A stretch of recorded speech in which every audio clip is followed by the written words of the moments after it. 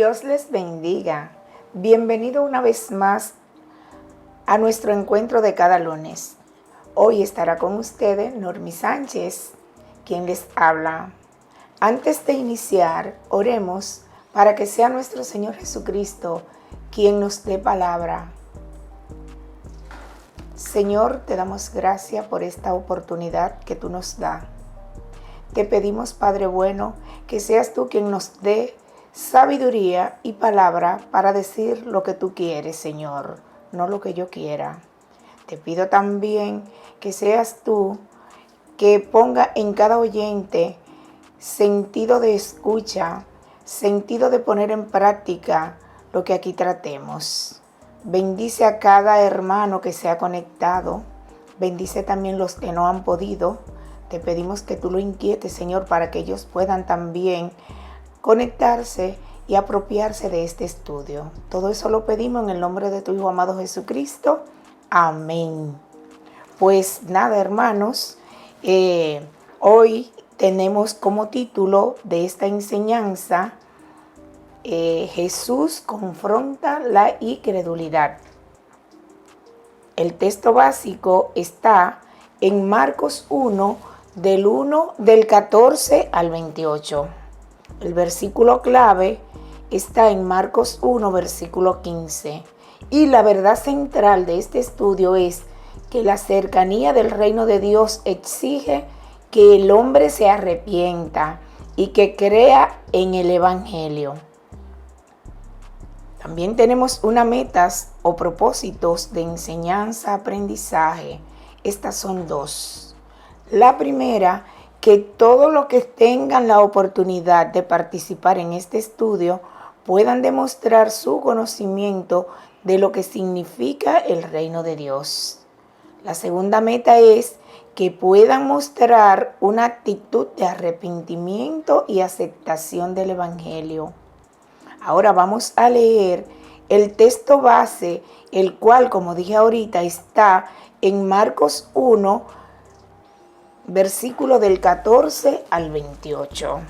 Y la palabra de Dios la leemos en el nombre del Padre, del Hijo y del Espíritu Santo. Amén. Jesús principia su ministerio. Después que Juan fue encarcelado, Jesús vino a Galilea predicando el evangelio del reino de Dios, diciendo: el tiempo se ha cumplido y el reino de Dios se ha acercado. Arrepentíos y creed en el evangelio. Jesús llama a 4 pescadores. Andando junto al mar de Galilea, vio a Simón y a Andrés, su hermano, que echaban la red en el mar, porque eran pescadores. Y les dijo Jesús: venid en pos de mí, y haré que seáis pescadores de hombres. Dejando luego sus redes, le siguieron. Pasando de allí un poco más adelante, vio a Jacobo, hijo de Zebedeo, y a Juan su hermano, también ellos en la barca, que remendaban las redes. Luego los llamó, y dejando a su padre Zebedeo en la barca con los jornaleros, le siguieron. Un hombre que tenía un espíritu inmundo. Y entraron en Capernaum, y los días de reposo, entrando en la sinagoga, enseñaba, y se admiraban de su doctrina, porque les enseñaba como quien tiene autoridad, y no como los escribas.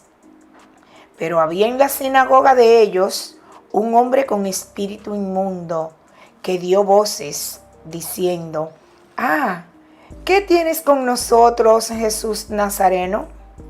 ¿Has venido para destruirnos? Sé quién eres, el Santo de Dios. Pero Jesús les respondió y le reprendió diciendo: cállate y sal de él. Y el espíritu inmundo, sacudiéndole con violencia y clamando a gran voz, salió de él.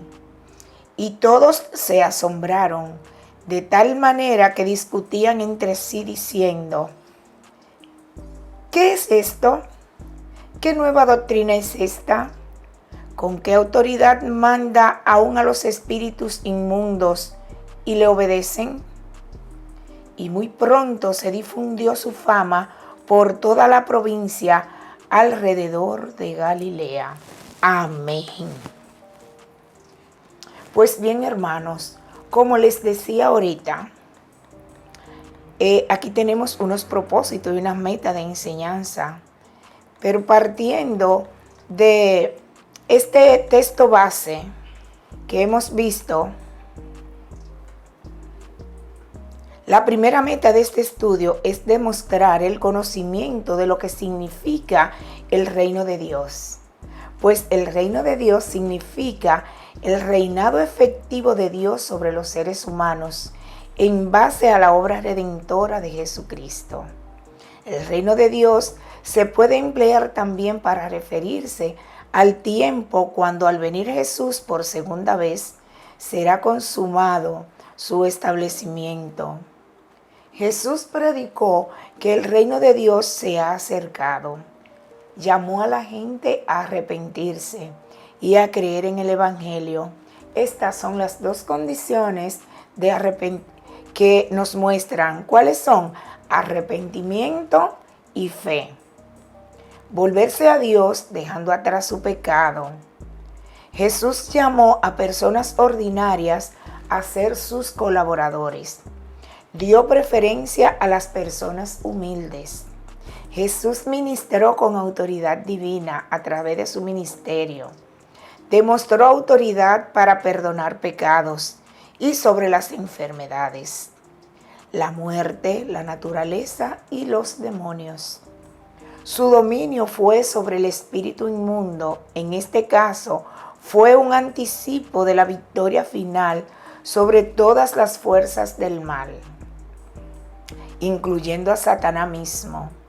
Jesús causaba admiración por lo que él decía y por lo que él hacía. Y poco a poco sus discípulos y otros seguidores se daban cuenta de que él era más que profeta, que él era el Dios encarnado, el Mesías largamente prometido. En el estudio del texto básico que leímos, se resaltan 4 temas o subtítulos. El primero nos dice que el reino de Dios se ha acercado. En el versículo 24, Marcos omite el motivo que llevó a Herodes a encarcelar a Juan el Bautista. Pero en el Evangelio de Lucas, capítulo 3, versículos 19 y 20, lo explica. Les motivo a que ustedes también lo lean en sus casas. Entonces Herodes, el tetrarca, siendo reprendido por Juan a causa de Herodía, mujer de Felipe su hermano, y de todas las maldades que Herodes había hecho, sobre todas ellas añadió además esta: encerró a Juan. Este evento, y luego lo encerró en la cárcel. Este evento fue un factor en la decisión de Jesús para salir de Nazaret y volver a Galilea. En el versículo 15, en donde nos dice que el tiempo se ha cumplido, indica que el plan de Dios había llegado, que había llegado el momento para establecer el reino del Mesías. Arrepentidos y creed en el Evangelio. Estos dos imperativos demandan acción continua para poder entrar en el reino y vivir con él. Juan demanda el arrepentimiento, que significa cambio de manera de pensar en cuanto a la persona de Dios y que resulta un cambio radical de conducta. Jesús agrega un elemento nuevo y clave en el Evangelio. ¿Cuál? El creer, que sigue naturalmente al arrepentimiento. O sea que si tú crees, De igual forma, al creer, tú debes de arrepentirte. Esto implica un compromiso. El segundo tema se refiere a los primeros discípulos. Lo leímos en Marcos 1, del 16 al 20. Pueden volver a leerlo si así consideran, para que tengan mayor claridad. El reino de Dios no se efectúa en un vacío, sino en el corazón de los hombres. Marcos aquí demuestra cómo el reino se expresa en el llamado de Jesús a hombres y el sometimiento de ellos a su autoridad. Los versículos 17 y 18 nos dicen: venid en pos de mí. Esto es un mandato fuerte, personal, exigente, urgente e ineludible.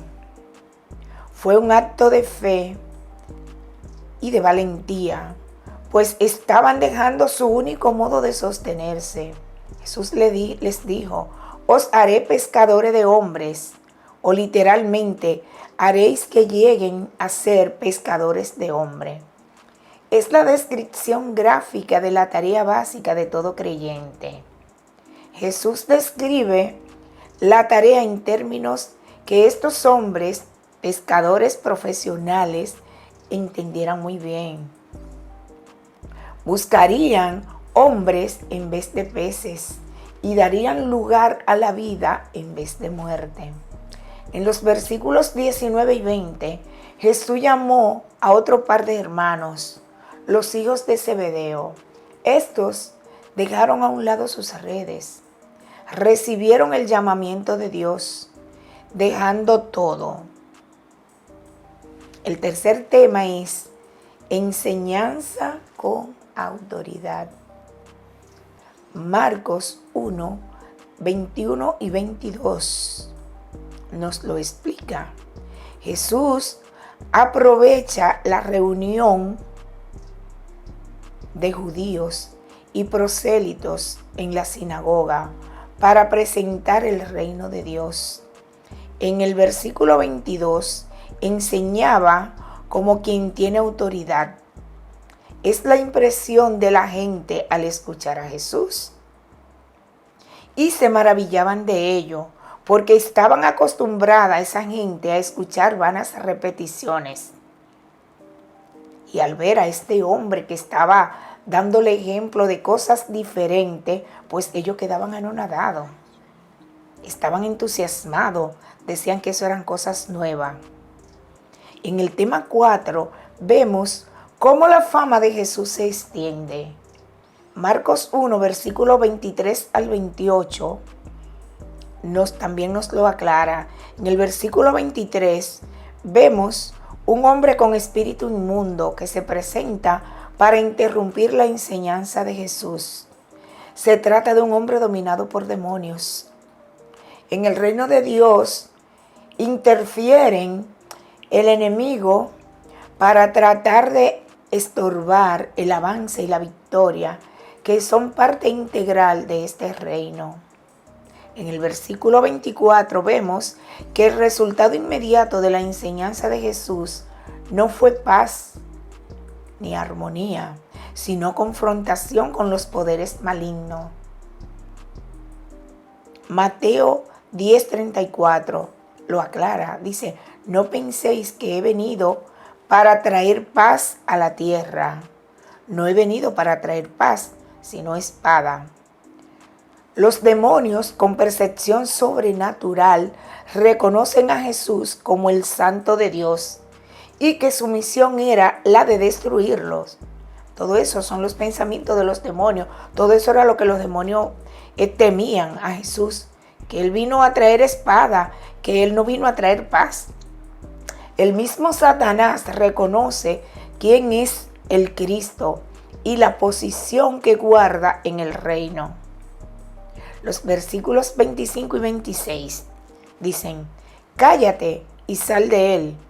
Es la voz de autoridad con la que los demonios reconocen y obedecen.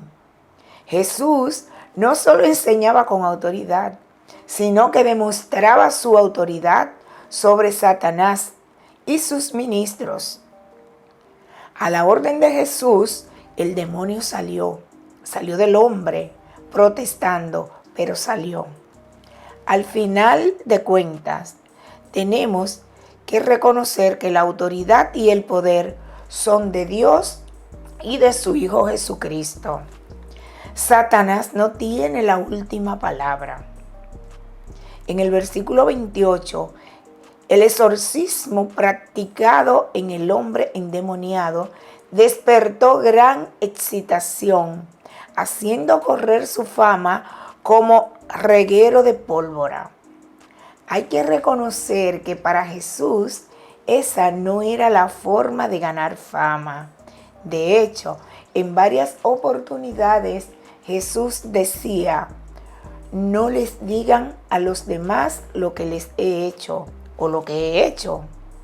Les sugirió y le dio recomendaciones para que se fueran en silencio. Ahora, aquí tenemos 3 recomendaciones para aplicar el estudio de hoy. La primera, debemos tomar en cuenta que hay un ministerio importante en el reino de Dios para toda persona, creyente y obediente, por más humilde que sea. Lo que el Señor busca para su reino son personas que tengan disposición de responder al llamado de Dios, a trabajar en su viña. Cuando el Señor llama a sus hijos para que les sirvan, les dará por su espíritu las capacidades necesarias para hacer la tarea con dignidad. Ahora yo te digo, hermano, que si Dios te manda, Dios te respalda. Si Dios te dice hazlo, aunque tú no tengas los recursos, aunque tú no tengas las herramientas. Si tú le pides a Dios, Él te va a dar las herramientas, Él te va a dar los recursos para que tú trabajes en su obra. Lo único que tú tienes que estar es dispuesto y disponible. La segunda recomendación que tenemos del estudio, partiendo del estudio de hoy, es que no se olvide de que Jesús tiene autoridad sobre todo poder maligno y asegura a los creyentes su protección. Por lo tanto, no hay motivo para que el creyente fiel tema ante Satanás y sus huestes. El ángel de Jehová acampa en derredor de los que le temen y los defiende. La tercera recomendación que tenemos del estudio del día de hoy es que es importante recordar que los milagros espectaculares producen admiración y fama, pero a menudo no llevan a los espectadores a una fe genuina en Jesús. Son muchas las veces que el poder de Dios se ha manifestado sin ningún fruto. Pero tú y yo tenemos la obligación, tenemos el deber de llevar la palabra para que esa palabra traiga fruto. En conclusión, Dios inició su reinado con la venida de su Hijo al mundo. Su voluntad es la extensión de su reino. Todos los seguidores de Jesús son llamados a colaborar en este plan de extender el reino. Hermanos, hemos terminado el estudio del día de hoy, pero no podemos despedirnos sin orar para que el Señor Jesucristo nos ayude a poner en práctica lo aprendido en el estudio de hoy. Oremos. Señor, te damos gracias. Gracias, Padre, porque tú nos has dado la oportunidad de llevar tu palabra, de llevar tu mensaje. Ahora te pedimos, Señor, que todo lo aprendido en este estudio podamos ponerlo en práctica.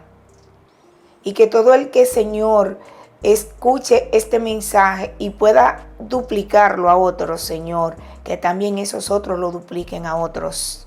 Y que pueda llegar, Señor, tu palabra a todos los rincones de la tierra, del mundo. Ayúdanos, Señor, porque cuando tú mandas, respalda. Sabemos que tenemos tu respaldo. Ahora ayúdanos, Señor, a que estemos dispuestos y disponibles. Todo eso lo pedimos en el nombre de tu Hijo amado Jesús. Amén y amén. Hemos concluido, hermano. Dios continúe bendiciéndoles.